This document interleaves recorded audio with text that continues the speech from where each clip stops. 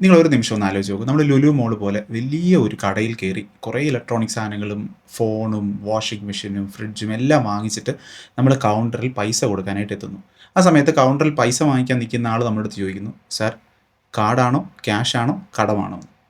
അങ്ങനെ ചോദിച്ചാൽ അത് എത്രത്തോളം വിയേർഡായിരിക്കും. ഇത് ആക്ച്വലി ഒരു ഇമാജിനറി സിറ്റുവേഷൻ അല്ല. നമ്മളിപ്പോൾ ഏതൊരു ഓൺലൈൻ ഷോപ്പിംഗ് വെബ്സൈറ്റിൽ കയറി കഴിഞ്ഞാൽ നമ്മൾ എന്ത് വാങ്ങിക്കുന്നു എന്നുള്ളതിന് ഇറലവൻ്റ് ആയിക്കൊണ്ട് നമ്മൾക്ക് ഫ്രീ EMI ഓപ്ഷൻ അവർ അവൈലബിൾ ആക്കി തരുന്നുണ്ട്. ഒരു 5 വർഷമോ 10 വർഷമോ മുമ്പ് നമ്മൾ എടുത്താൽ പോലും ചില വെബ്സൈറ്റുകളിൽ ഈ ഓപ്ഷൻസ് അവൈലബിൾ ആണ് എങ്കിൽ പോലും സ്പെസിഫിക് ആയിട്ടുള്ള പ്രോഡക്ട്സിന് മാത്രമായിരുന്നു ഇവരിത് തന്നിരുന്നത്. പക്ഷേ ഇപ്പോൾ അങ്ങനെയല്ല കാര്യങ്ങൾ. നിങ്ങൾ എന്ത് പ്രോഡക്റ്റ് വാങ്ങിച്ചാൽ പോലും നിങ്ങൾക്കിപ്പോൾ ഇത് അവൈലബിൾ ആണ്. ഇതിപ്പോൾ ഓൺലൈൻ അല്ല, പല കടകളിലും ഇത് വന്നു തുടങ്ങുകയും ചെയ്തിട്ടുണ്ട്. അപ്പോൾ നമ്മളെല്ലാവരും ചിന്തിച്ച് നോക്കേണ്ട കാര്യം, നമ്മൾ ശരിക്കും വാങ്ങിക്കുന്ന പ്രോഡക്റ്റ് നമ്മൾ വാങ്ങിച്ച പ്രോഡക്റ്റ് തന്നെയാണോ അതോ ഈ EMI ആണോ എന്ന് ചിന്തിച്ച് നോക്കുക. പലപ്പോഴും നമ്മൾ വാങ്ങുന്ന പ്രോഡക്റ്റ് ഉണ്ടാക്കുന്ന കമ്പനി ഉണ്ടാക്കുന്നതിനേക്കാളും കൂടുതൽ പ്രോഫിറ്റ് ഉണ്ടാക്കുന്നത് നമുക്ക് ഈ EMI തരുന്ന കമ്പനീസാണ്. കടം വാങ്ങുക എന്ന് പറയുന്നത് വളരെ മോശമായിട്ടുള്ളൊരു കാര്യമൊന്നുമല്ല.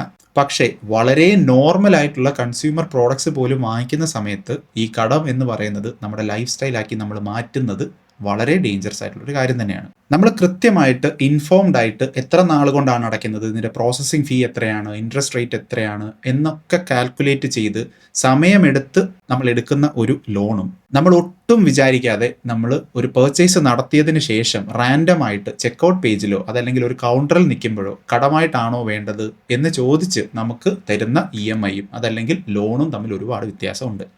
സോ EMI ആയാലും കടമായാലും ക്രെഡിറ്റ് കാർഡ് ആയാലും ഇൻട്രസ്റ്റ് ഫ്രീ EMI ആയാലും ബൈ നൗ പേ ലേറ്റർ ആയാലും പ്രോപ്പറായിട്ട് ഇൻഫോംഡ് ആയിട്ടല്ല നമ്മളിത് ചെയ്യുന്നത് എങ്കിൽ അത് നമുക്ക് ഒരു തരത്തിലും ഹെൽപ്ഫുൾ ആവാൻ പോകുന്നില്ല. നമ്മൾ മനസ്സിലാക്കേണ്ട കാര്യം, നമ്മൾ വാങ്ങിയ പ്രോഡക്റ്റ് അല്ല ഈ സെല്ല് ചെയ്യുന്ന EMI തന്നെയാണ് അവർ ടാർഗറ്റ് ചെയ്യുന്ന പ്രോഡക്റ്റ്.